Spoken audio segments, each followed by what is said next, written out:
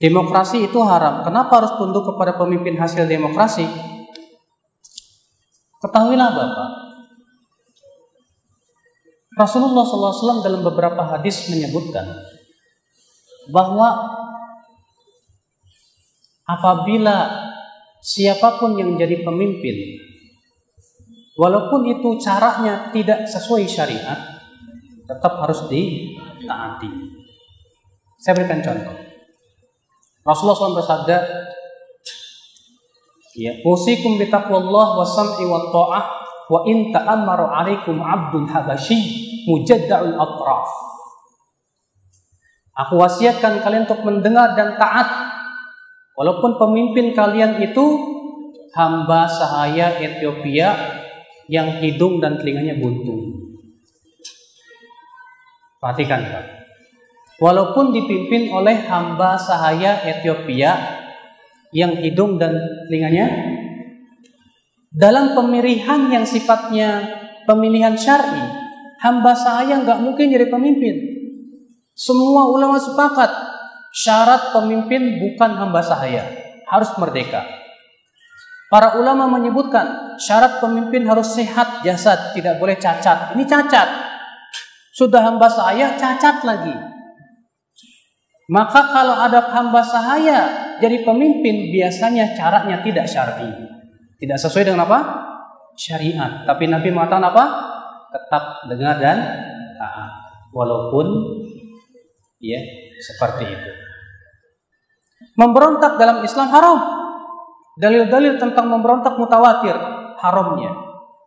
Tapi kalau ada yang memberontak kemudian berhasil jadi pemimpin, caranya salah tidak? Salah, tapi hasilnya diakui. Caranya haram, tapi hasilnya diakui. Demokrasi, ya kita memang itu bukan dari Islam, tapi karena ada orang terpilih jadi pemimpin, ya sudah, selama dia Muslim. Catatannya sebagai selama dia apa? Muslim dan sholat. Karena disebutkan dalam hadis Nabi SAW, ya apa kata Rasulullah? Nanti akan ada suatu pemimpin yang kalian melaknat mereka dan mereka melaknat kalian. Kemudian apa kata para sahabat? Ya Rasulullah, afalanu nabiduhum? Bolehkah kita lawan mereka dengan pedang? Kata Rasulullah, la ma'aqamu fikumus shalah. Tidak, selama mereka mendirikan sholat, mereka masih Muslim, tidak boleh, kata Rasulullah SAW. Satu, Rasulullah hanya mengecualikan selama masih ya. Kalau misalnya qadarullah yang terpilih pemimpinnya non-muslim, apakah kita harus memberontak? Kata para ulama, memberontak itu apabila malah menimbulkan mudarat yang lebih besar, haram. Boleh memberontak dengan syarat. Pertama, kekuatan kaum muslimin jauh lebih kuat daripada pemimpin kafir itu. Yang kedua, tidak terkucur darah kaum muslimin. Apabila tidak terpenuhi dua syarat ini, kata para ulama, tidak boleh memberontak. Lebih baik sabar saja. Itu Pak. Memang kata sabar itu yang paling pahit. Makanya Nabi bersabda, fa inna satakunu atharah. Nanti akan muncul pemimpin-pemimpin yang asarah. Apa itu asarah? Yang lebih mementingkan dirinya daripada rakyatnya. Apa kata Rasulullah? Fasbiru, sabar kalian. Sampai kapan, hai Rasulullah, kita sabar? Kan sabar ada batasnya. Apa kata Rasulullah? Fasbiru hatta talqauni al-haud. Sabarlah sampai berjumpa denganku di telaga haud.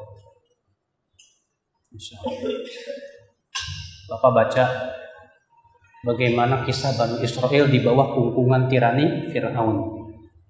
Bani Israel lemah, tidak punya kemampuan apa-apa. Maka apa kata Nabi Musa kepada Bani Israel? Ya, sabarlah. Isbiru, sabarlah hai kaumku. Innal arda lillah, bumi ini milik Allah. Yurithuha man yasha'u min ibadihi. Allah akan wariskan kepada siapa yang Allah kehendaki dari hamba-hambanya. Maka Bani Israel pun sabar dalam keadaan anak-anak mereka dibunuhi dan yang lainnya. Tapi karena mereka lemah, tak punya kemampuan, sabar. Lupanya apa Pak? Allah mengatakan wa tammat kalimatu rabbikal husna ala bani Israila bima sabaru wa dammarna ma kana yasna'u fir'aun wa qaumuhu wa ma kanu ya'rishun. Dan telah sempurna kalimat Rabbmu kepada Bani Israel disebabkan kesabaran mereka terhadap Fir'aun. Dan kami hancurkan Fir'aun dan kaum berpasukannya dan apa yang telah mereka bangun itu. Karena kesabaran Bani Israel itulah akhirnya datang pertolongan Allah. Allah hancurkan mereka.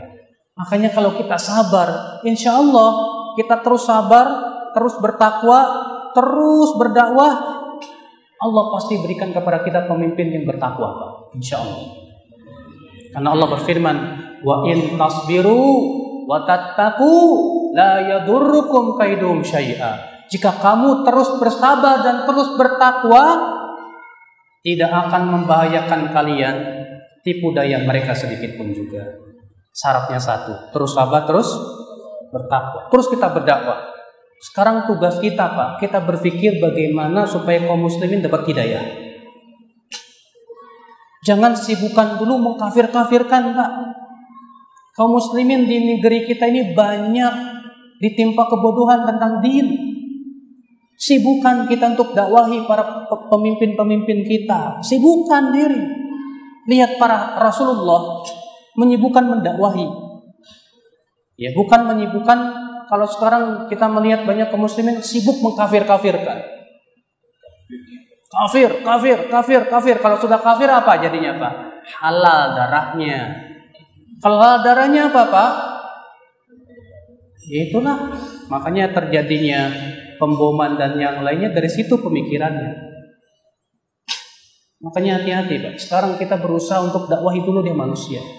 Karena kan Al-Quran itu hudan, hidayah. Rasulullah pun rahmatan lil alamin. Tugas kita sekarang seperti Rasulullah mendakwahi manusia. Masalah hasil di tangan Allah. Kalau Allah berfirman kepada Rasulnya, fa imma nuriyannaka ba'dal ladzi na'iduhum aw natawaffayannak fa ilaina marji'uhum. Bisa jadi hai Muhammad, kami akan realisasikan janji kami di saat engkau masih hidup, atau kami wafatkan dulu engkau, baru kami realisasikan janji kami. Jadi hasil itu bukan urusan kita. Yang penting kita sudah berdakwah sesuai dengan manhaj Nabi dan Rasul. Alhamdulillah. Kesalahan yang terbesar ketika kita tergesa-gesa. Ya, Allahu a'lam.